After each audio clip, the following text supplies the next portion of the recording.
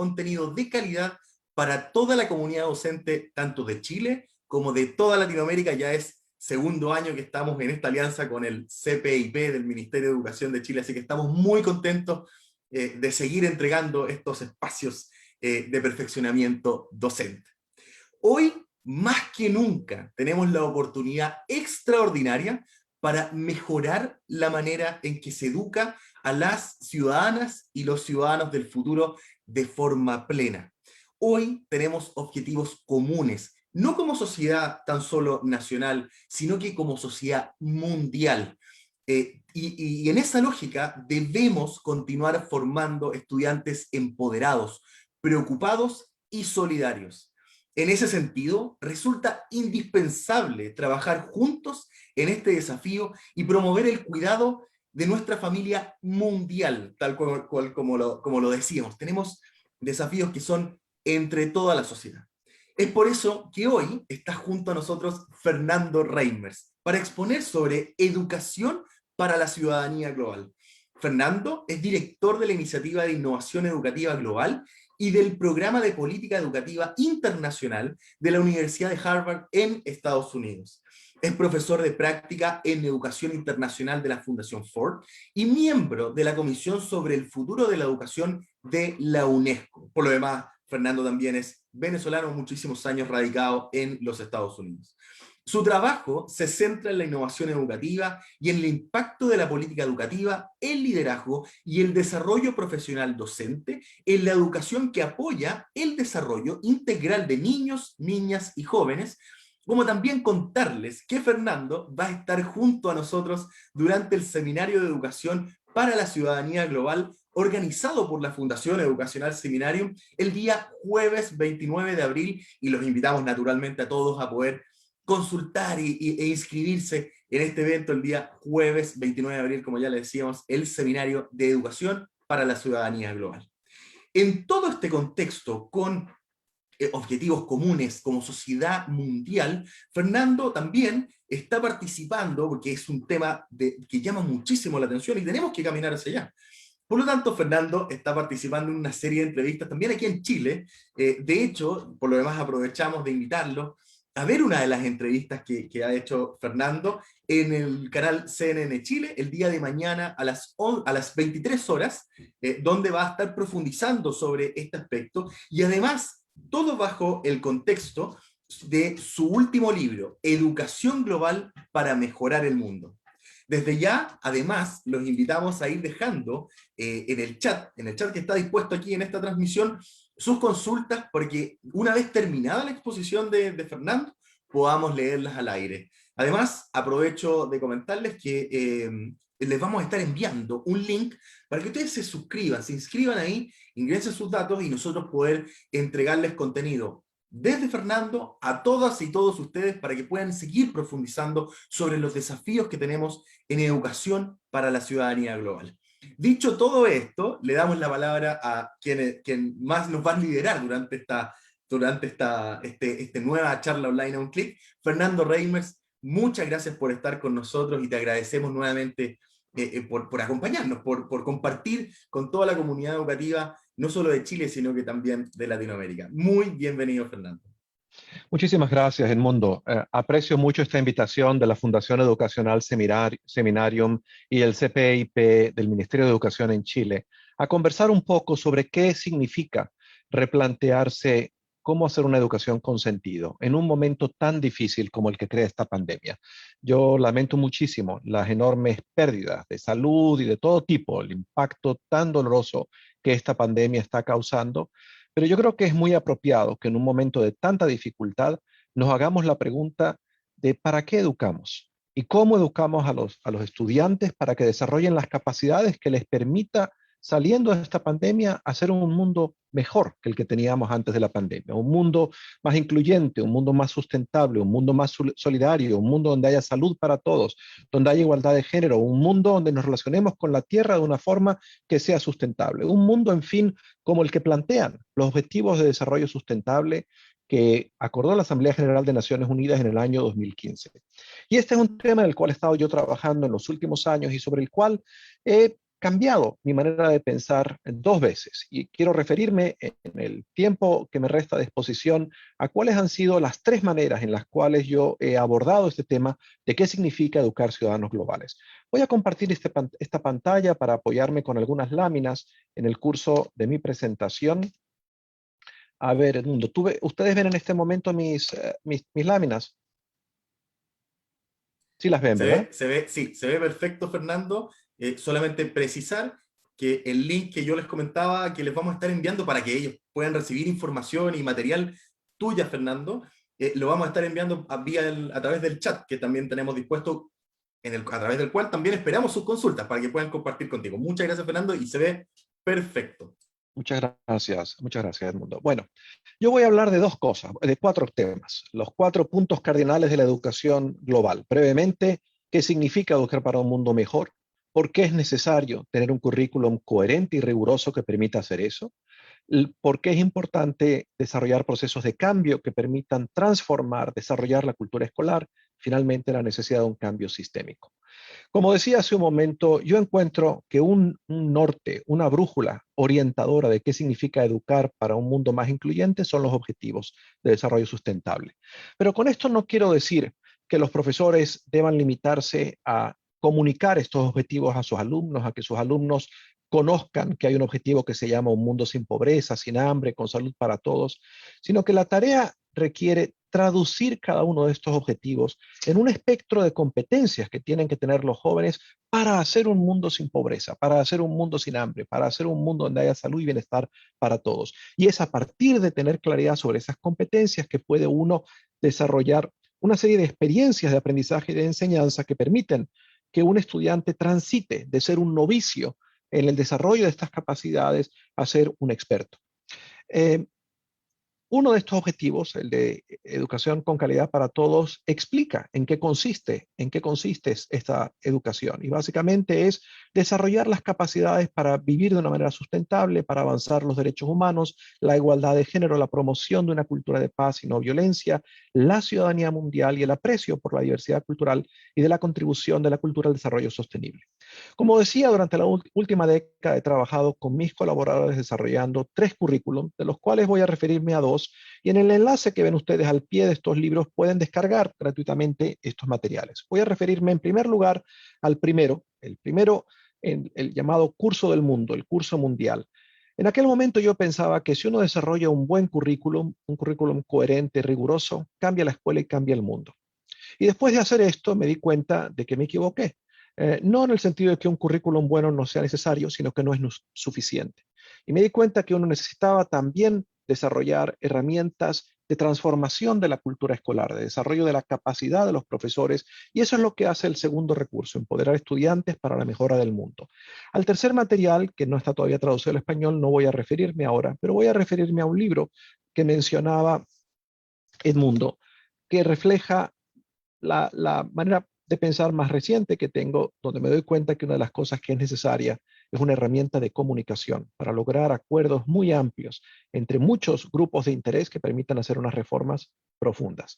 El curso mundial, ¿cuáles son los principios en base a los cuales desarrollamos este curso? Son muy sencillos. En primer lugar, pensar con mucha claridad cuáles son las capacidades que uno aspira que un egresado de bachillerato tenga. Segundo, desarrollar un currículum que le dé a los estudiantes muchas experiencias, mucha posibilidad de hacer. Cuando uno mira las evaluaciones que lleva a cabo la OCDE, por ejemplo, en base a encuestas a los profesores, en las que les preguntan, ¿y usted cómo enseña? En síntesis, la imagen que emerge es que la mayor parte de los profesores son muy buenos transmitiendo contenidos, son muy buenos explicando, son muy buenos siendo ellos los que hablan todo el tiempo, pero no son tan buenos creando oportunidades para que sean sus estudiantes los que tengan el protagonismo de la enseñanza, para que los estudiantes decidan cómo resolver problemas, para que los estudiantes tengan la posibilidad de enfrentarse con problemas que no tienen una solución simple, para que puedan colaborar con sus compañeros o para que puedan trabajar con tareas que representan un desafío cognitivo importante durante un periodo prolongado de una semana o más. Y lo que hicimos en el curso mundial es exactamente dar una guía en 350 unidades de cómo hacer eso, cómo invitar a los estudiantes a trabajar en problemas complejos con sus compañeros, en proyectos que se extienden no solamente por semanas, sino que al final están integrados en todo un proyecto de un curso. donde el énfasis estaba en que los estudiantes pudieran aprender a partir de hacer, y donde la idea era desarrollar un espectro de capacidades no solo cognitivas, voy a referirme a ellas enseguida, sino disposiciones, etc. Los temas eran temas anuales, las unidades interdisciplinarias, había conocimiento nuevo. Por ejemplo, hay una unidad que se llama en el curso mundial Salud Pública, cuyo primer tema es pandemia. Y la premisa era que es imposible comprender el siglo XXI si uno no está preparado para una pandemia. Hay otras unidades que tienen que ver con cambio climático, hay otras que tienen que ver con conflictos mundiales, hay otras que tienen que ver con migración, con refugiados. ¿Por qué? Porque todos son estos temas que influyen, que son por una parte globales y por otra parte enormemente locales. Nuestra cotidianidad está absolutamente imbricada con estos temas globales como la migración, como el comercio, como las relaciones internacionales, como el cambio climático, etcétera.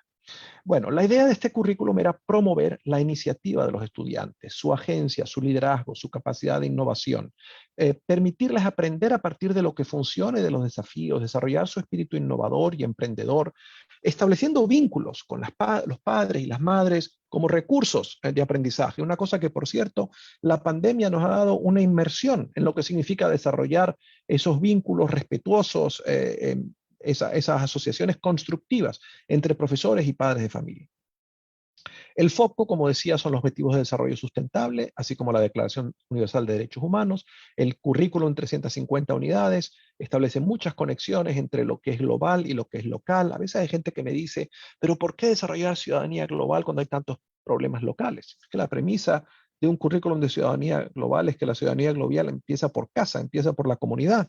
Es decir, cuando uno se interesa en comprender cuáles son las causas de la pobreza y cómo hacer un mundo de pobreza, no empieza estudiándolo en el sitio más lejano al que está, empieza estudiándolo en su comunidad, en la comunidad de al lado, en su país, y a partir de ahí va ampliando su comprensión de las esferas más inmediatas en las que uno vive hasta las más amplias en las cuales también uno vive, como el mundo, como una región, etc.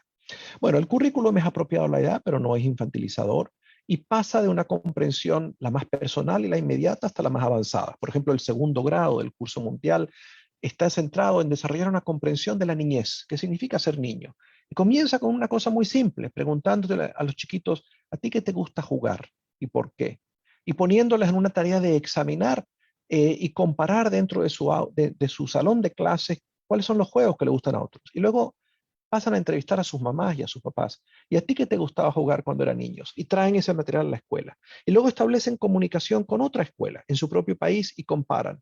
Y luego establecen comunicación con una escuela en otros lugares del mundo. Y así van descubriendo que el ser niño y el tener la posibilidad de asistir a la escuela es un privilegio que no existe para todos los niños, que hay niños que trabajan desde edades muy tempranas, que hay niños que viven su niñez de una forma muy distinta. Es decir, este currículum lleva al niño de lo más inmediato, de lo que conoce de su experiencia, a lo más complejo, a lo más conceptual, para permitirle comprender su realidad inmersa en una realidad histórica y global. Bueno, eh, como decía, desarrollamos un perfil. Una de las aportaciones de este libro es ofrecer un perfil que permite iniciar una conversación sobre qué es lo que tiene que saber ese egresado. Y ese perfil básicamente tiene tres grandes departamentos, digamos. Uno, la competencia intercultural, que tiene dimensiones interpersonales de relacionamiento, intrapersonales de conocerse a sí mismo y una base ética. Hay una dimensión de conocimientos y habilidades en las siguientes áreas: economía y comercio, es decir, comprender qué significa producir y agregar valor; cultura, comprender política; comprender ciencia, tecnología, innovación y globalización; comprender salud pública, como decía hace un momento; comprender demografía, los flujos demográficos; y comprender negocios, emprendimiento social. Y la tercera categoría, hábitos de trabajo y hábitos mentales. Cada una de estas, a su vez, se traduce en una serie de objetivos operativos muy claros que permitan a distintas personas entender de qué estamos hablando y que permitan enseñarlos y evaluarlos.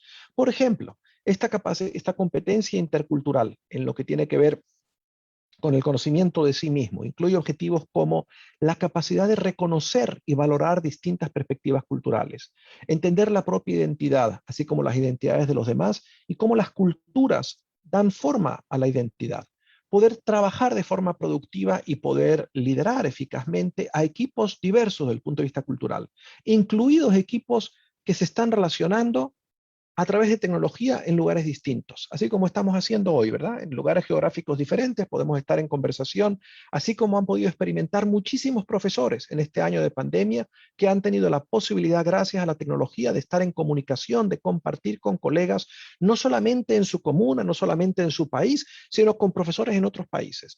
Bueno, y la idea es que los estudiantes desarrollen esta capacidad, la capacidad de hacer esto, que puedan desarrollar la capacidad de ponerse en el lugar del otro, de mirar el mundo desde la mirada del otro, inclusive aquellos que tienen distintos orígenes culturales, que entiendan que hay normas culturales de qué es apropiado y que puedan educarse si tienen que interactuar con alguien de una identidad cultural distinta sobre qué es apropiado, para poder comprender, ¿verdad? Por ejemplo, lo que significa la concepción del tiempo. Si uno establece un acuerdo de nos reunimos a las 8 de la mañana, lo que significa a las 8 de la mañana en distintas culturas es algo distinto.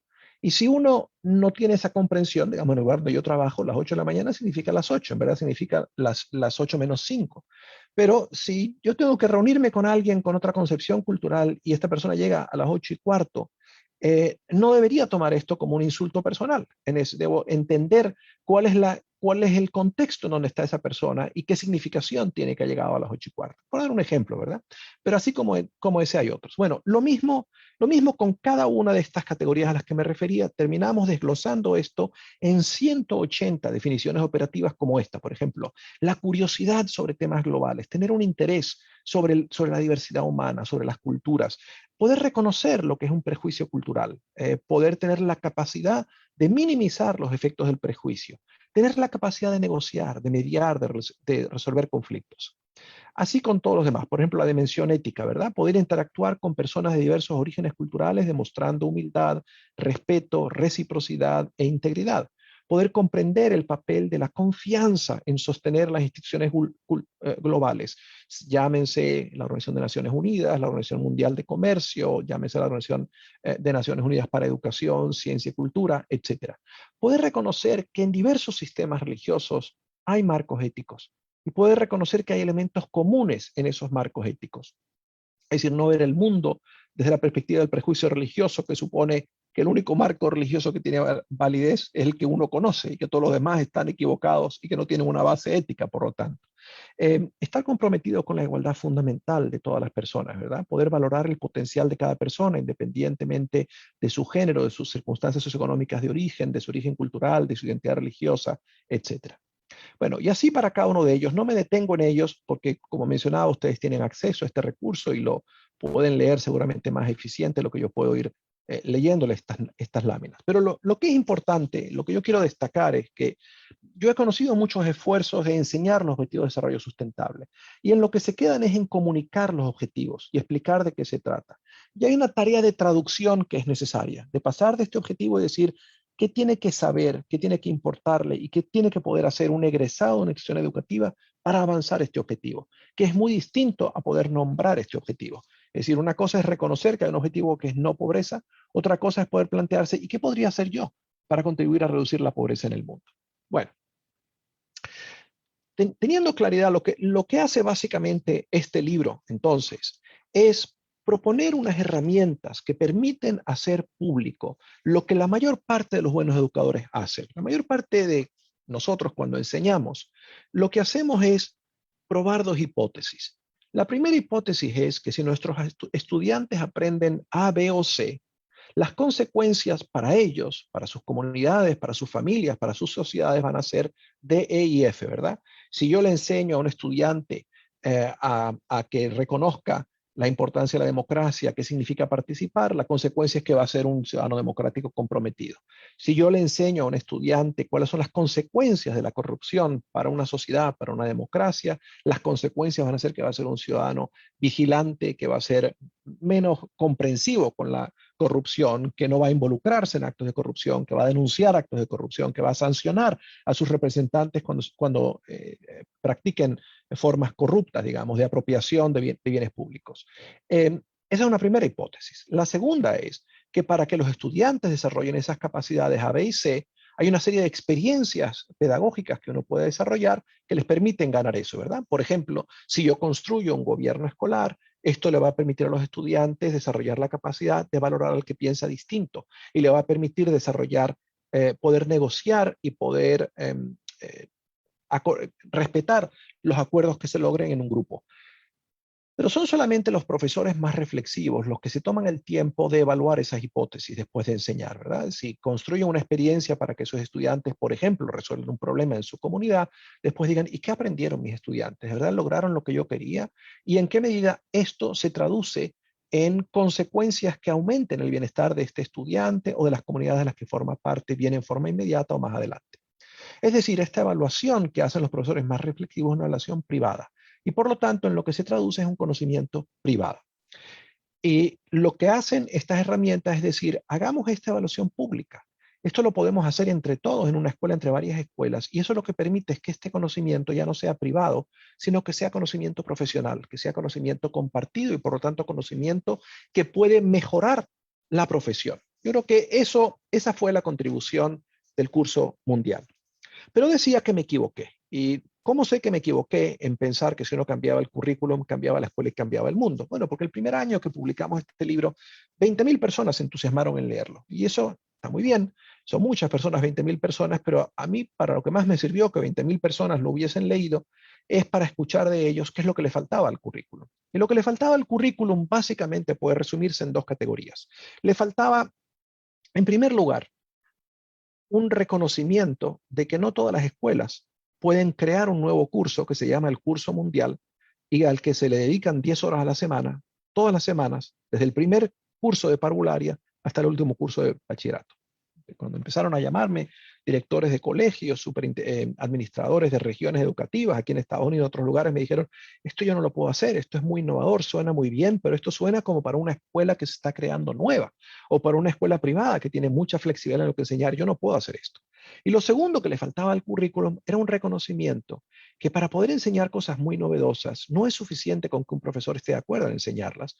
Un profesor tiene que tener la capacidad y sus colegas tienen que apoyarlo en enseñarlo. Entonces, me acuerdo la superintendente, que es como decir el jefe de la autoridad educativa local de una ciudad, al lado, a la vecina, a la ciudad de Cambridge, donde yo enseño, me llama, se entusiasmó mucho con el currículum, hizo que todos los profesores leyeran el libro, dedicamos un día a explicar todo el currículum, y a las 2 semanas me llama y me dice, Fernando, yo no tengo un solo profesor que pueda explicar qué es una pandemia y cómo se transmite una pandemia.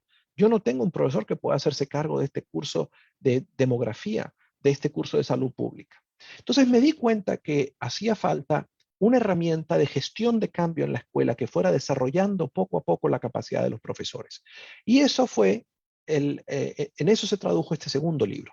Este segundo libro, Empoderar a estudiantes para la mejora del mundo en 60 lecciones, básicamente lo que tiene son 3 herramientas muy simples. Primero, un protocolo que explica cómo puede uno diseñar un currículum que vaya de los objetivos de desarrollo sustentable a un perfil de egresado, de las competencias de egresado, y de ahí a una serie coordinada, coherente de experiencias que tomen al estudiante desde ser un novicio en estos temas hasta ser un experto. Es decir, esto está explicado en este libro cómo hacerlo.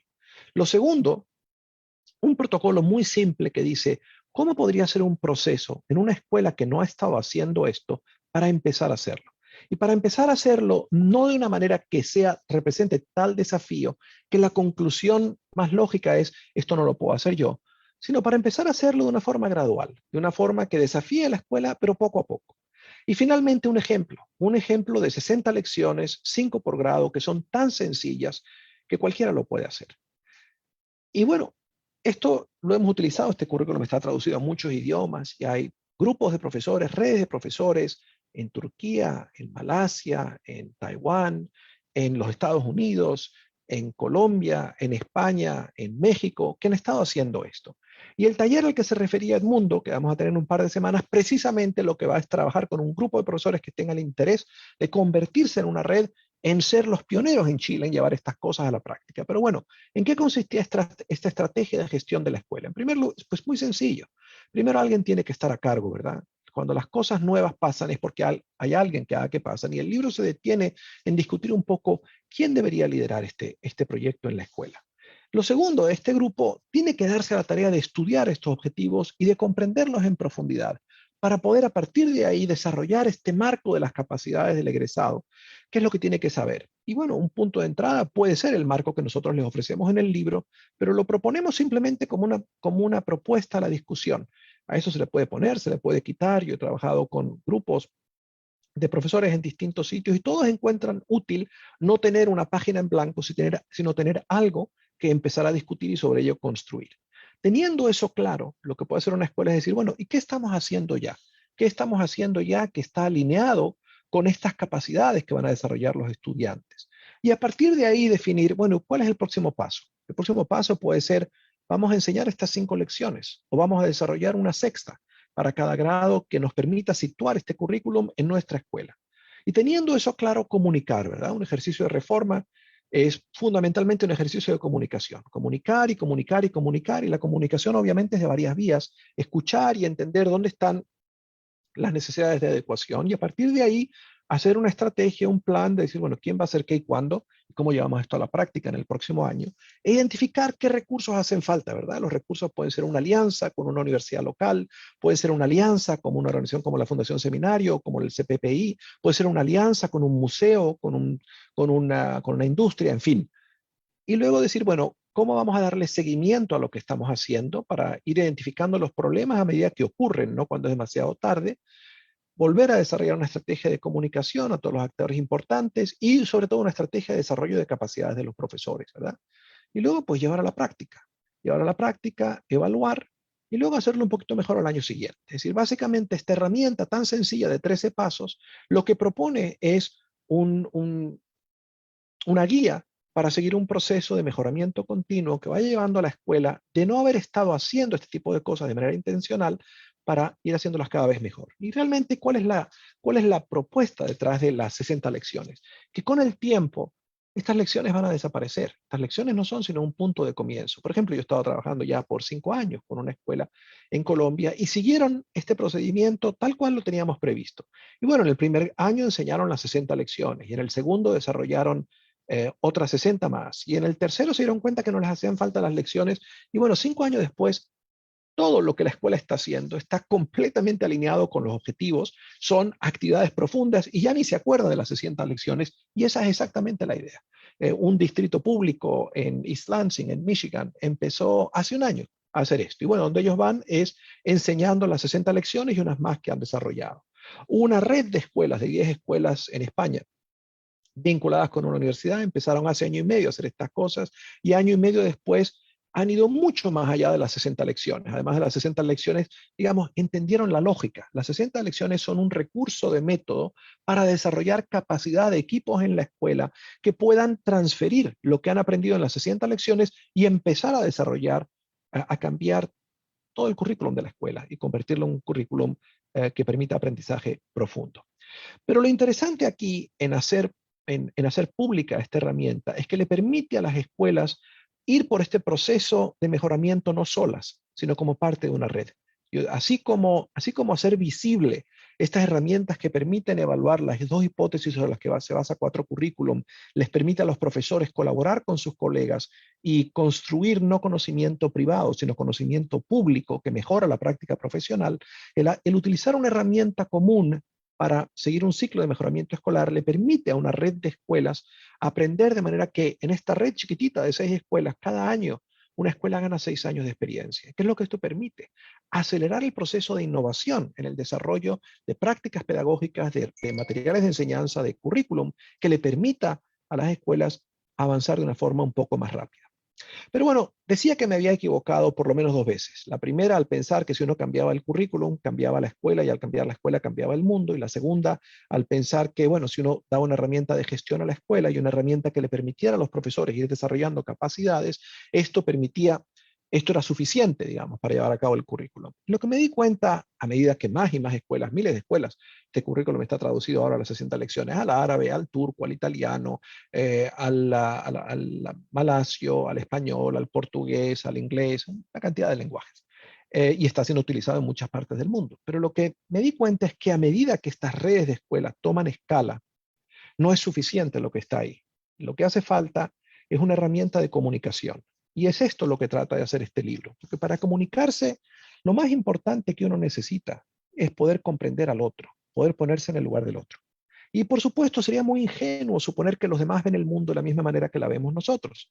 Hay varias maneras de ver el cambio educativo y lo que hace este libro, que ustedes que nos están viendo podrán descargar gratuitamente en este enlace que está aquí, lo que hace este libro es permitirnos comprender que hay por lo menos 5 miradas del cambio educativo. Decía Goethe que la persona que habla un solo idioma ve el mundo con un ojo, ¿verdad?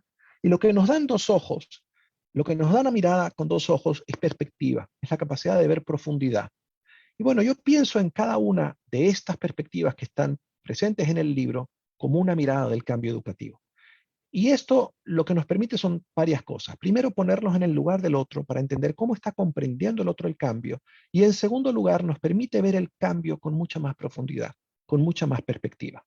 ¿Y en qué consisten estas perspectivas? Son muy simples, yo las voy nada más a mencionar.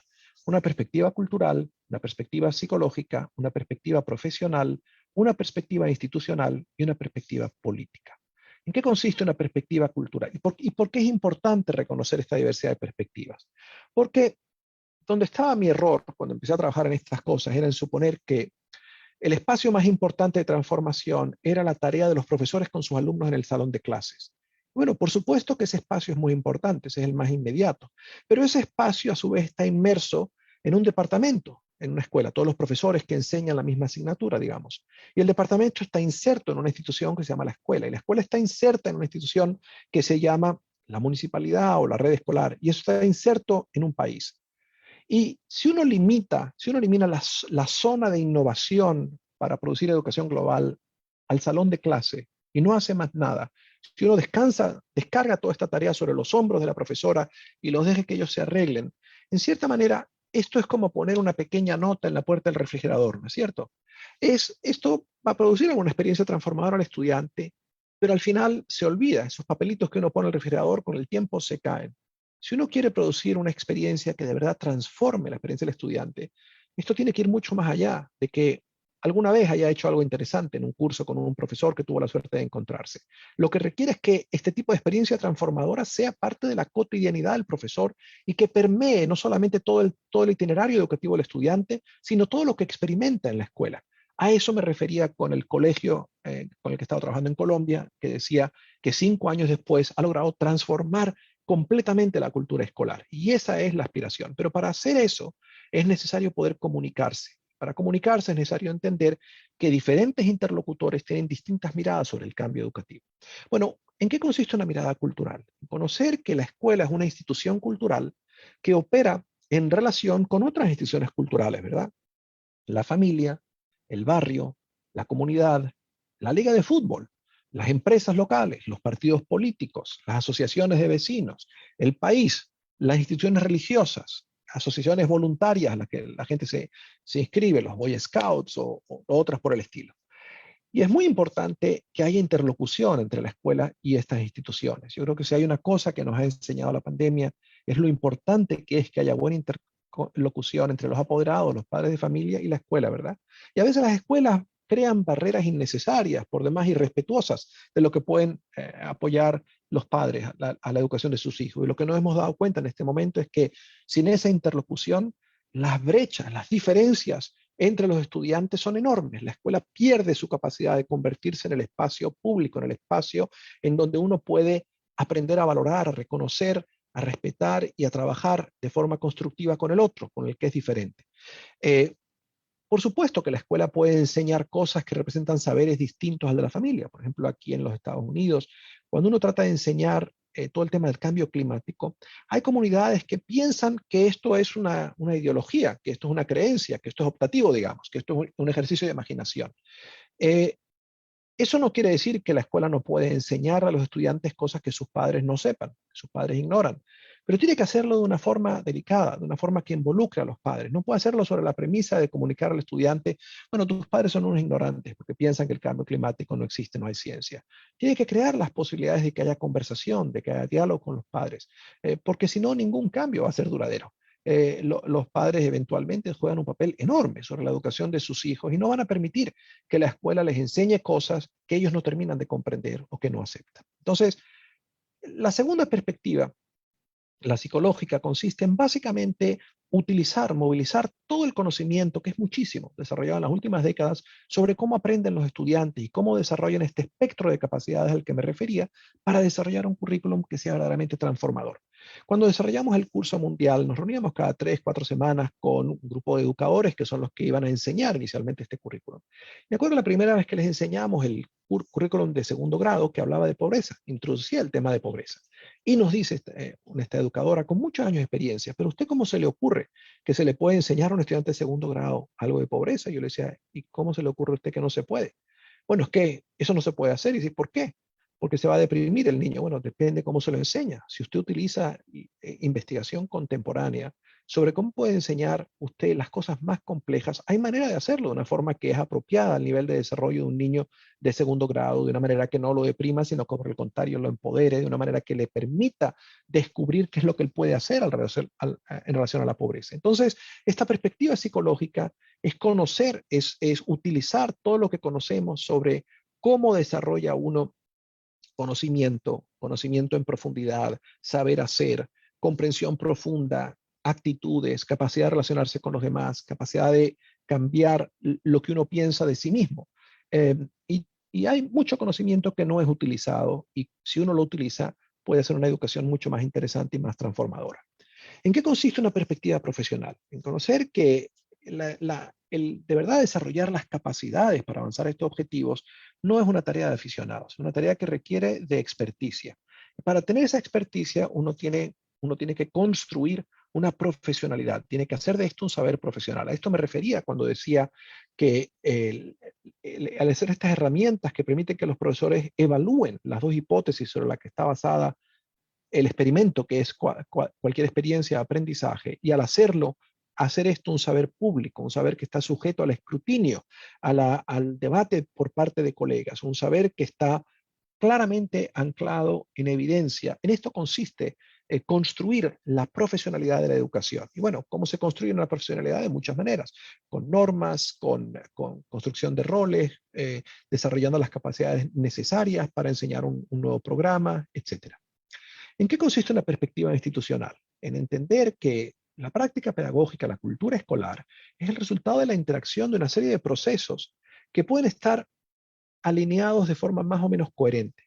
Cuando decía que me equivocaba al pensar que si uno cambiaba el currículum, cambiaba la escuela, es porque eventualmente reconocí que un currículum sin unas oportunidades para desarrollar las capacidades de los profesores, la verdad no logra mucho. Y un currículum que no esté apoyado por buenos materiales de enseñanza tampoco logra mucho. Y un currículum que no esté alineado con la manera en que se evalúa a los estudiantes tampoco cambia mucho. Entonces, esta perspectiva institucional a lo que lleva es a tener una mirada del sistema educativo que busque que haya coherencia, que haya una lógica entre los cambios que plantea una educación transformadora, una educación que promueve un aprendizaje más profundo y lo que cada uno de estos procesos tiene que hacer. De cierta manera es como si usted está cocinando cualquier cosa, que sea un pastel. Un pastel requiere de varios ingredientes, ¿verdad? Y tienen que estar mezclados en la proporción debida, en la secuencia correcta y cocinados a la temperatura correcta. Esa es la perspectiva institucional. Y finalmente hay una perspectiva política. ¿Qué quiere decir una perspectiva política? Que el sistema educativo que involucra a tantísimas personas, en verdad, cada uno que se acerca al sistema educativo lo hace con una mirada, con una concepción de qué es una sociedad justa, de qué es un mundo bueno. Y es importante reconocer la legitimidad de ese punto de vista y crear los mecanismos de diálogo, de concertación, de conversación que permitan crear una base de apoyo que perdure en el tiempo y que le permita a los cambios educativos tener la continuidad necesaria para eventualmente transformar las escuelas. Bueno, termino ofreciéndoles este estudio reciente en donde utilizo este marco que les he explicado para analizar 8 reformas educativas enormemente audaces, implementadas en Finlandia, implementadas en Portugal, implementadas en Perú, en México, en Brasil, en reformas que se plantearon efectivamente un currículum alineado con los objetivos de desarrollo sustentable. Bueno, me detengo aquí recordándoles los 4 puntos cardinales que he tratado de presentar. La urgencia, sobre todo en este momento tan difícil, ¿verdad? De educar de forma más deliberada, más intencional, para que los estudiantes desarrollen de verdad las capacidades que necesitan para poder ser arquitectos de un mundo mejor.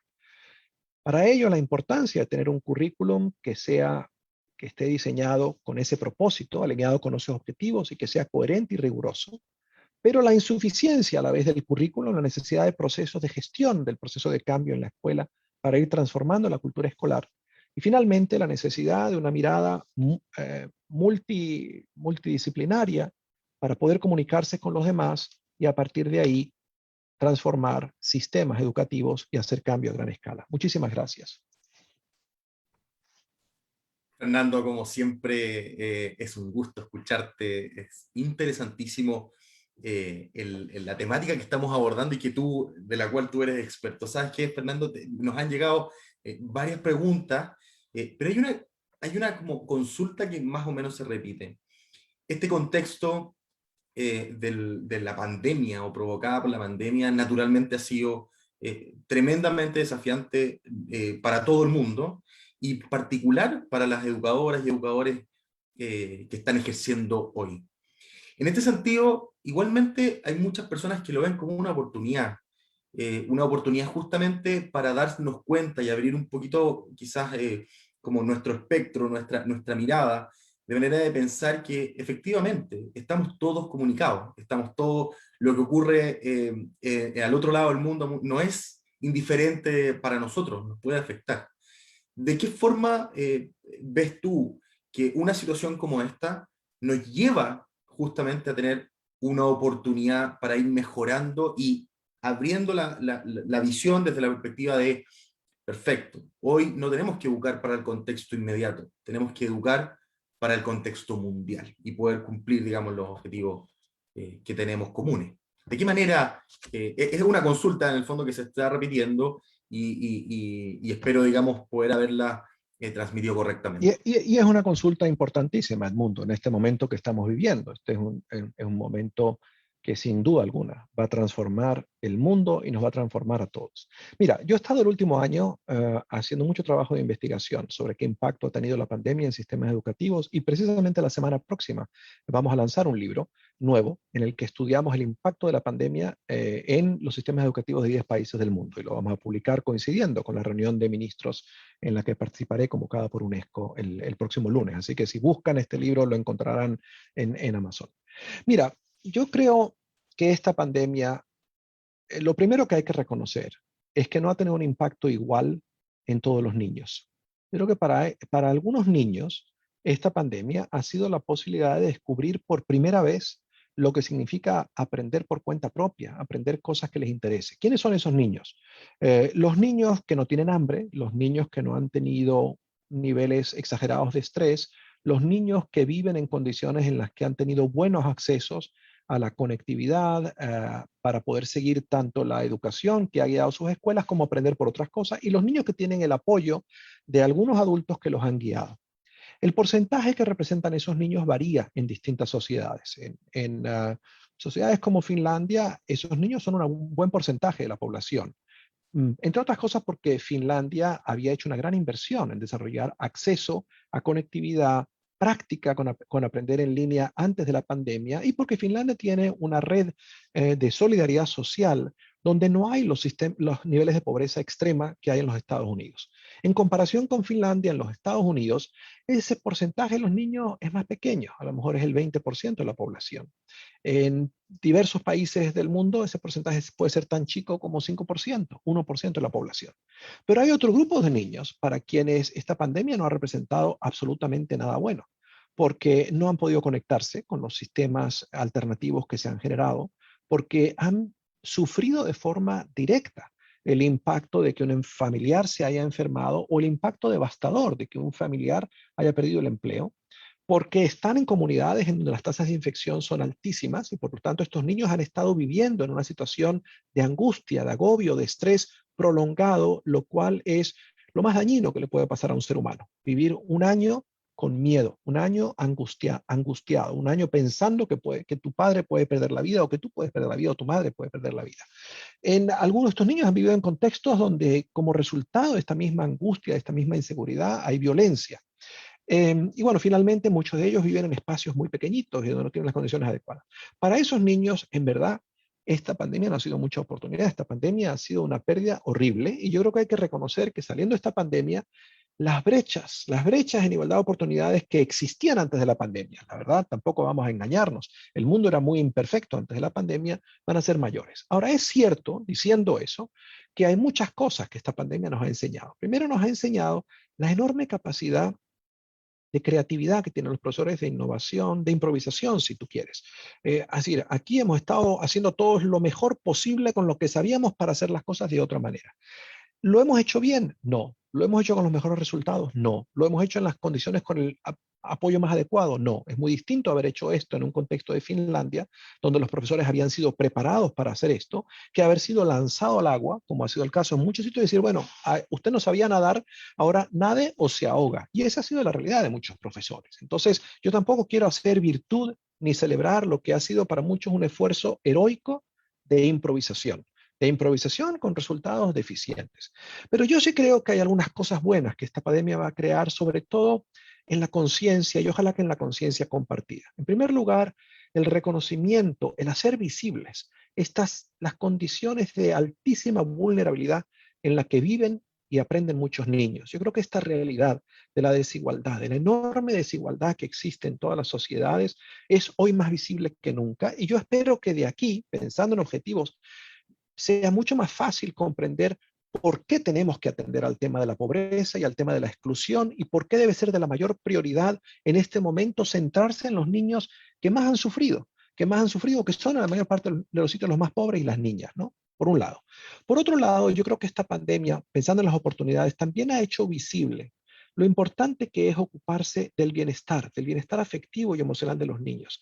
Ha hecho visible que nadie aprende cuando está asustado, que nadie aprende cuando está reconocido. En una serie de estudios de caso que he estado haciendo con colegas, hemos hecho como 70 de la OCDE y otros sitios, si hay un elemento común que ellos tienen es que entre las prácticas efectivas hay una cosa muy simple que las mejores escuelas han hecho, que es comunicarle a cada niño, aquí estoy, y tú me importas, ¿cómo estás? Eso tan sencillo, hay muchas escuelas que no lo hacían. Y yo creo que hemos descubierto la importancia del bienestar emocional, la importancia para un niño de saber que hay un adulto en la escuela a quien esa niña o ese niño le importa. Y yo creo que saliendo de esta pandemia, espero que va a haber más conciencia de la necesidad de la formación integral, la necesidad de atender al bienestar emocional, del desarrollo social de los niños. Tal. Creo que también hemos descubierto que la escuela, como la conocíamos, con todas sus deficiencias, hacía unas cuantas cosas bien. Yo creo que a veces yo he escuchado cosas realmente irresponsables a la luz de lo que hemos aprendido este año. Hay una famosa charla de Sugata Mitra donde dice, la escuela no sirve para nada, deberíamos cerrarlas todas. Usted le da a cada niño un laptop y el niño aprende solo lo que tiene que aprender. Bueno, hoy sabemos lo irresponsable que era esa afirmación. La escuela hay muchas cosas que no hace bien, pero hay muchas cosas que ha hecho bien. Y en verdad la escuela para todos es una idea que no tiene sino 70 años para la mayor parte de la humanidad. Es una idea relativamente reciente. O sea que yo creo que vamos a salir de aquí con una mayor valoración de la escuela y de la importancia de la escuela como espacio público, como lugar que está hecho para permitirnos reconocer al otro y disminuir un poco las grandes desigualdades que la enorme injusticia y desigualdad socioeconómica produce en los países. Entonces, yo sí creo que es una oportunidad, creo que es una oportunidad sobre todo para preguntarnos, ¿para qué hacemos esto? ¿Para qué educamos? Y es una oportunidad, mira, ayer me escribía una amiga, secretaria de Educación de una municipalidad en la región, que estuvo muy enferma, casi se muere. Y me dice, mira, una de las cosas que he aprendido es lo importante que es la vida. O sea, la vida te cambia cuando estás al borde de la muerte. Y decides, te comprometes con hacer cosas que tengan sentido. Y yo creo que este momento de dolor, este momento de pérdida, tal vez haya tenido ese efecto en todas las sociedades, el de comprender la fragilidad de la vida y en ese contexto la importancia de hacer cosas que tengan sentido. Y para mí en educación, eso es la educación, la formación de ciudadanos y de ciudadanos que sean también globales. Fernando, hay otra consulta que le voy a plantear a continuación. Lamentablemente no tengo el nombre de la persona que las hace. Así que los invito en estos minutitos que nos quedan a que nos manden las preguntas y nos digan de dónde son, sus nombres, etcétera. Y entre paréntesis, seguimos enviando el link a través del chat y también en la transmisión de YouTube Live, de Facebook Live, perdón, está disponible ahí en el comentario. Así que pueden inscribirse para que nosotros en los próximos días podamos hacerles llegar material de interés de parte de Fernando Reynolds. La consulta que te quiero plantear es, una educadora o un educador que está con nosotros nos pregunta, ¿una educación mundial o global no coarta la libertad de desarrollo personal e individual? ¿O de qué manera, y quizás podemos dar vuelta, de qué manera esa educación global nos potencia quizás nuestra toma de decisión más individual o nuestra formación más individual? Mira, yo creo que el ser humano es un ser humano que vive en este mundo en interdependencia con los demás. Interdependencia con los demás en su barrio, en su sociedad, en el mundo y con el planeta. De manera que la mirada del ser humano como una especie de, no sé, de persona que está flotando en el vacío, desconectado de los demás, no se corresponde a mi concepción de lo que significa vivir. Y para vivir en sociedad, uno tiene que aprender ciertas cosas que hagan posible vivir en sociedad, que hagan posible vivir. Entonces, por supuesto, la libertad es muy importante, pero también la libertad del otro es importante. Y para que el otro tenga libertad, yo tengo que comportarme de una manera que le dé al otro la libertad. Hay la famosa regla de oro, ¿verdad? Trata a los demás como quieres que te traten a ti mismo. Bueno, eso es un ejemplo de una norma diseñada para permitir la coexistencia pacífica. Nadie tiene, por ejemplo, derecho de suprimir los derechos de los demás, de quitar al otro la posibilidad de expresarse, etcétera. Entonces, en ese sentido, yo creo que las constituciones de los países existen para permitir esa coexistencia civilizada, pacífica, para encontrar formas no violentas de resolver las diferencias. Yo creo que convenios como la Declaración Universal de Derechos Humanos, que fueron creados al término de la Segunda Guerra Mundial, un periodo terrible en donde el uso de la violencia que terminó con Hiroshima y Nagasaki, pero la violencia que generó también el Holocausto, que lleva a la casi exterminación, diseñado para exterminar al pueblo judío, hizo a mucha gente en aquel momento también preguntarse, ¿cómo dejamos que pasara esto? ¿Cómo dejamos que hubiera esta violencia? ¿Y cómo nos aseguramos un mundo donde podemos resolver nuestras diferencias de forma pacífica? Y entonces inventaron esta idea genial que es decir, bueno, hay que partir por reconocerle al ser humano ciertos derechos simplemente porque es un ser humano, porque la dignidad del ser humano no es un medio para otra cosa, es en sí mismo un bien. Y esa dignidad existe independientemente de tu raza, de tu género, de tu religión, de tu pasaporte, de dónde naciste, de tu condición socioeconómica, etcétera. Bueno, para que esos derechos no sean solo una aspiración, la educación tiene que enseñarle a las personas no solamente a reconocer esos derechos, sino a comportarse de una manera que los hace una realidad. Pero ¿qué pasa? Por ejemplo, cuando usted mira la encuesta de PISA, que como ustedes saben es una evaluación que hace la OCDE en cooperación con gobiernos cada 3 años, aparte de evaluar las capacidades de lectura y de matemáticas y de ciencia de los jóvenes, ahí les preguntan, por ejemplo, oye, ¿y tú fuiste acosado en tu escuela la última semana? Usted sabe que en promedio 1/3 de los niños son acosados por sus compañeros. Entonces, ¿qué derechos humanos está aprendiendo un niño en esta institución maravillosa que inventamos para permitir a los jóvenes desarrollar las capacidades para hacer un mundo mejor, sino cuando van a la escuela son víctimas de violencia perpetrada por sus compañeros? Y frente a esa violencia, ¿qué le toca hacer la escuela? Decir, bueno, esa es la libertad de cada quien. Cada quien tiene el derecho de burlarse del que considera diferente o tiene que decir, no, eso no es aceptable. Hay que enseñar a las personas a convivir, a respetar y aceptar al que es distinto y por lo tanto tiene que haber ciertas normas de convivencia. Entonces, yo creo que dado que lo local está completamente relacionado con lo global, es muy importante enseñar unas ciertas normas eh, que nos permitan hacer un mundo global, que nos permitan hacer un mundo donde coexistamos de forma pacífica con los demás. Entonces, yo creo que ese balance entre la libertad individual, los derechos individuales y los de los demás, ahí está el arte, digamos, ahí está la posibilidad de construir un mundo sustentable y eso es lo que trata de hacer la educación global. Yo pienso, por cierto, que así como todo país debería tener un currículum nacional alineado con su marco constitucional, con las normas que el país ha acordado, también hay una dimensión del currículum que debería ser universal. Es decir, yo creo que la Declaración Universal de Derechos Humanos y una educación alineada con ellos no debería ser prerrogativa de un gobierno decidir si lo enseña o no. Digamos, si hubiese un gobierno en la faz de la tierra que decidiera, es qué sé yo, por decir el talibán. Nosotros no creemos que las niñas tienen los mismos derechos que los niños y por lo tanto aquí no vamos a enseñar eso. Yo creo que para eso existen organizaciones internacionales decir, bueno, usted puede no creerlo, pero la verdad usted está violando los derechos de la niña al no creer esto y nosotros queremos comunicarle, me refiero a Naciones Unidas, que esas niñas tienen un montón de amigos en el resto del mundo y que van a asociarse con aquellos en su sociedad que creen que las niñas tienen derecho. O suponga usted que hubiera una sociedad donde alguien dijera, nosotros no creemos que los hijos de los pobres tienen los mismos derechos que los que no son pobres, y por lo tanto no les vamos a dar la misma educación. Bueno, yo creo que como eso viola el derecho universal a la educación y parte de los derechos humanos, es completamente razonable decir, esa manera de pensar viola los derechos de unos seres humanos y esos seres humanos tienen aliados en el país vecino, en otros países, en la comunidad internacional, que van a hacer lo posible por avanzar esos derechos. Muchas gracias, Fernando. Tú mencionabas la prueba PISA. Por lo demás, nosotros en el seminario junto a ti, el día 29 de abril, el seminario de educación para la ciudadanía global, vamos a estar también con Andreas Schleicher. Él es director de educación de la OCDE y quien lidera, por lo demás, la prueba PISA o la aplicación de la prueba PISA en todo el mundo. Así que qué bueno que lo mencionas porque es súper, súper importante que podamos también decirlo. Fernando, nos quedan solo 4 minutos. Quería hacerte una última consulta que también se va un poquito repitiendo. Aquí tenemos gente de todo Chile y de toda Latinoamérica. Estamos hablando de personas que viven en Santiago, en grandes urbes, como Buenos Aires, Santiago, Lima, Ciudad de México. Pero también tenemos personas que viven, educadoras y educadores que trabajan y que desarrollan, digamos, la educación y tienen alumnos en zonas mucho más extremas. ¿De qué manera ellos? Ojalá en 3 minutitos, en lo posible, sé que es una pregunta bien compleja, pero ¿de qué manera, sobre todo las personas que viven en zonas, y los educadores y educadoras que viven en zonas más alejadas, de qué manera empezar este trabajo?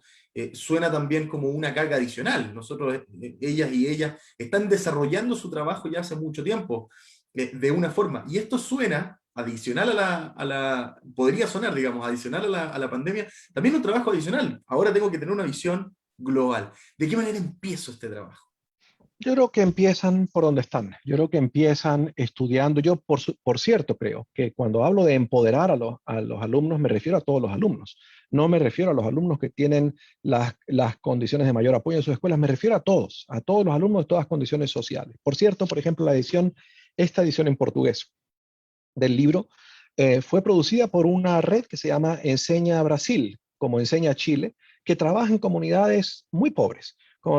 Y la razón por la que ellos se entusiasmaron en traducirlo es porque se había establecido una escuela de élite en Santiago, parte de esta misma red, que es la que empezó a enseñar este currículum, la Escuela Avenues, y ellos dijeron, a nosotros nos parece de la mayor injusticia que el empoderamiento como ciudadano global de personas esté nada más al acceso del 1% con más recursos de la población, y nosotros queremos que nuestros profesores hagan esto. Y ellos en traducir este material, el feedback que recibí fue que había sido de las experiencias más poderosas de formación profesional ponerles a pensar qué significa una educación basada en proyectos, etc. De manera que yo le diría a estos profesores, empiecen por donde están, empiecen leyendo el libro, miren esas 5 lecciones, pregúntense cuál es una lección adicional que ustedes podrían desarrollar y enséñenlo y háganlo con sus compañeros y evalúen y enséñenlo mejor al año siguiente. No me queda sino para despedirme, agradecerle, por supuesto, a la Fundación Educacional Semirarium y a ti, Edmundo, y al CPPI y al Ministerio de Educación, esta posibilidad que nos dan un diálogo. Pero especialmente quiero agradecer a todas las profesoras y a todos los profesores que durante este año tan difícil han hecho esfuerzos verdaderamente extraordinarios por hacer lo mejor posible, lo que estaba de su alcance, por mantener el derecho a la educación de sus estudiantes. Yo sé lo difícil que ha sido, porque la injusticia de muchas sociedades y en muchos casos la deficiente gestión y a veces las políticas educativas no acertadas y la falta de apoyo han hecho esto más difícil de lo que debería haber sido. Pero a mí me admira muchísimo el gran profesionalismo de los educadores que entienden de verdad que esta misión de vida que es la educación es mucho más que un trabajo, que este compromiso con el derecho de la educación al que tiene derecho cada niño requiere hacer cosas extraordinarias como ustedes han hecho. Y no tengo duda de que como resultado de esos esfuerzos ustedes han mitigado el dolor y la pérdida que esta pandemia habría producido de otra manera, creando un mundo mucho más complicado de lo que era antes de entrar. Así que muchísimas gracias, mi reconocimiento para todos. Yo sé que es un momento difícil, sé que en este momento en Chile están en una fase muy crítica, muy complicada, pero sé también que esperan que dentro de 2 o 3 meses ya habrán vacunado al 80% de la población, de manera que hay que aguantar un poquito más, esperar más, y no hay que esperar para enseñar. Yo no creo que hay que esperar a regresar a la presencialidad para empezar a enseñar estas cosas. Yo creo que hay que empezar a hacer esto el próximo lunes. Así que muchísimas gracias. Sin duda el ejemplo que nos han entregado educadoras y educadores de todo el país y de toda Latinoamérica con su creatividad, con su manera de sobrellevar esta pandemia y para que la educación no se detenga, porque no se puede detener, ha sido absolutamente ejemplar. Así que nuestro saludo y nuestro apoyo desde aquí también, desde la Fundación Educación al Seminario y naturalmente también desde el Ministerio de Educación. Y justamente estos espacios apuntan a seguir aportando a esa, o apoyándolos, digamos, en su trabajo, y por lo demás agradecemos, justamente por esa misma razón, estar con expertos como tú, Fernando, junto a nosotros. Así que, de verdad, te agradezco muchísimo a nombre del CPIP, del Ministerio de Educación, de nuestra Fundación Seminarium, y a nombre, digamos, de todas las personas que se conectaron hoy con nosotros, a quienes también les agradecemos.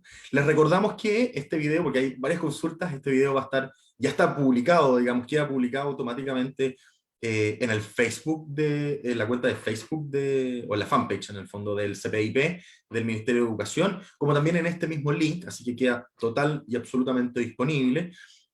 También nosotros como Fundación Seminario lo vamos a estar publicando los próximos días en la página, o sea, en el canal de YouTube de nuestra fundación, e insistimos que se inscriban al link que les estuvimos enviando a través del chat y que en el Facebook Live también está dispuesto ahí constantemente, para que se inscriban y puedan recibir información y poder directamente de Fernando y poder profundizar con esta temática que es tan relevante. Y adicionalmente, como no, nuevamente invitarlos al seminario de educación de educación para la ciudadanía global el día 29 de abril, junto a Fernando, con quien vamos a estar desarrollando estos talleres y poder empezar con un plan para cada uno de los participantes, en el fondo, para que puedan ir avanzando en este camino tan desafiante y en un contexto tan particular además, pero que sin duda es una tremenda oportunidad, y por lo demás también vamos a estar con, ya les decíamos, Andreas Schleicher. Fernando. ¿Me permites decir una última cosa? Solo me queda darle las gracias como venezolano a todos ustedes, profesores, que han acogido a estudiantes refugiados en sus escuelas y que a estos estudiantes que están experimentando la enorme vulnerabilidad que significa dejar su país y convertirse en refugiado, les doy las gracias por lo que ustedes están haciendo por mantener el derecho de esos niños a la educación.